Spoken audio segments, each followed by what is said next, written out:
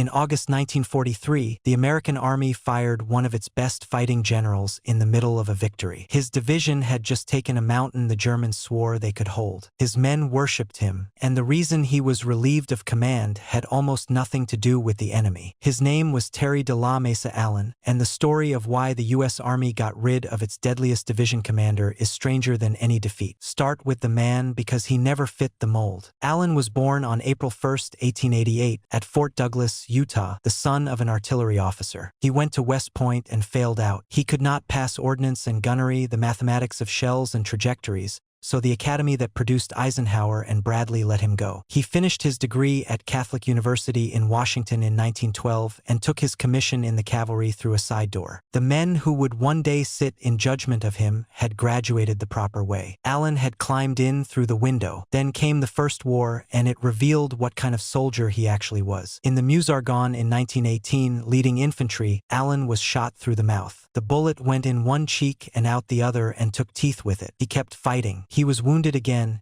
decorated, and he came home with a jaw that never sat quite right and a reputation as a man who led from the front and did not flinch. Between the wars he played polo, drank hard, and irritated the peacetime army with a habit of ignoring paperwork. Promotion was slow for men like that. In 1940 he was still a colonel at 52. Watch how fast that changed once real war returned. The army needed fighters more than it needed clerks, and someone remembered Terry Allen. In 1942 they gave him the 1st Infantry Division, the oldest division in the regular army, the unit that stitched a single red numeral onto its shoulder and called itself the Big Red One. Allen took a proud outfit and made it prouder, and that pride is where the trouble was planted. He told his men, again and again, that they were the best division in the army, and they believed him completely. They came to believe there were only two kinds of soldier in the world, the Big Red One and everybody else. What does a general owe his soldiers, and what does he owe the army above him? Allen answered that question in a way that thrilled his men and alarmed his superiors. He protected his division. He bent rules for it. He let discipline in the rear go slack because he was pouring everything into discipline under fire. His troops fought like demons and behaved like a street gang the moment they left the line. They brawled in the towns. They looted wine cellars. They ignored the salute, the necktie, the helmet strap, every ornament of military order that meant nothing to a man who had cleared a machine gun nest that morning. The fighting record was real, and it was ferocious. In North Africa in March 1943, at El Getter, Allen's division stopped the 10th Panzer Division cold, one of the first times American troops beat German armor in a set battle. Then came Sicily in July 1943, Operation Husky. The Big Red One landed at Gela and drove inland, and in early August they hit Troina, a town wedged into the mountains that the Germans had turned into a fortress. The battle lasted 6 days. The enemy counterattacked more than 20 times. Allen's men took the mountain anyway. It was the hardest single fight of the Sicilian campaign, and his division won it. Here is the collision the title promises. The 1st Division belonged, in Sicily,